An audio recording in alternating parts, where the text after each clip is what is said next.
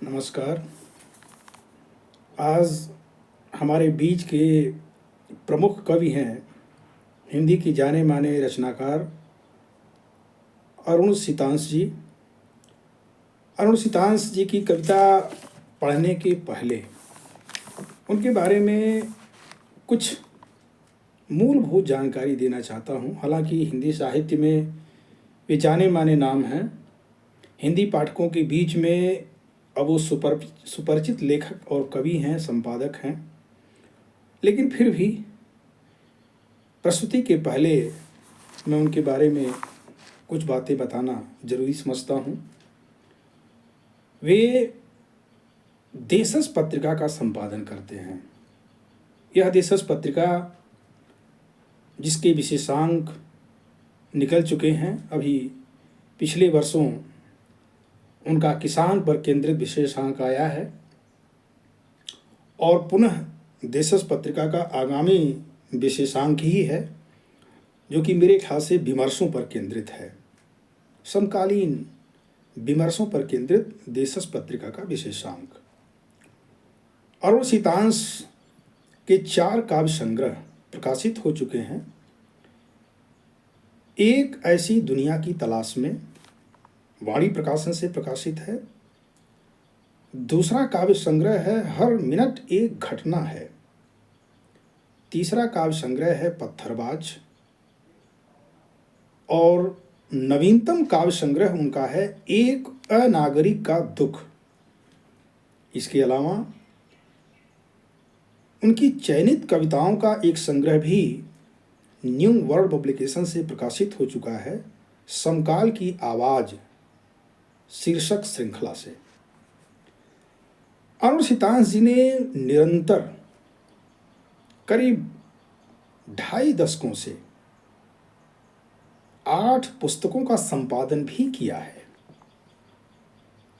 उन 8 पुस्तकों का नाम यहाँ लेने की उतनी प्रासंगिकता नहीं है, क्योंकि आज मेरा मकसद उनका काव्य पाठ है, लेकिन फिर भी उनके साथ मैंने खुद एक पुस्तक का संपादन किया जो कि हिमाचल प्रदेश के प्रतिनिधि हिंदी कवि सुरेश सेन निशांत पर केंद्रित था। उस पुस्तक का नाम है लोक सत्ता के प्रहरी, सुरेश सेन निशांत। 2023 में सेल्पाइन प्रकाशन से यह किताब आई।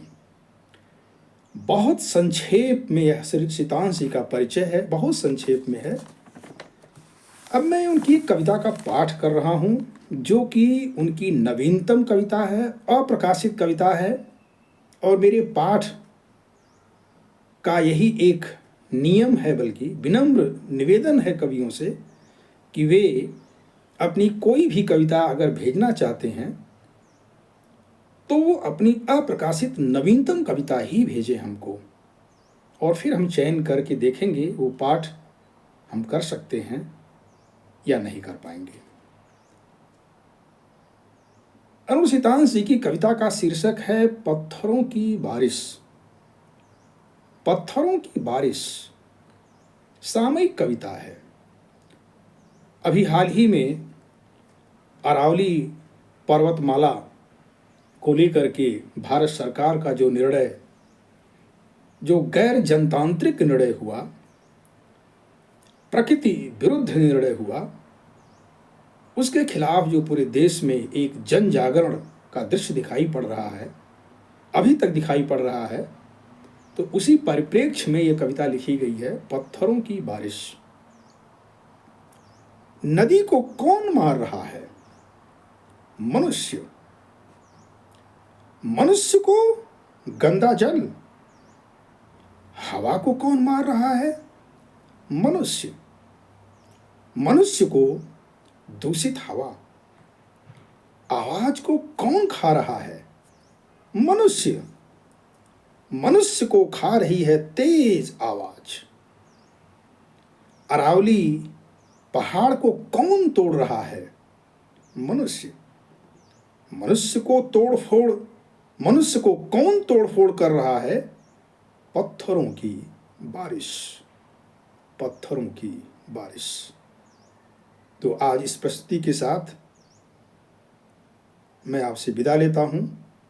और पुनः फिर कभी किसी अन्य कवि की कविता के साथ आपकी समक्ष उपस्थित होंगे। नमस्कार।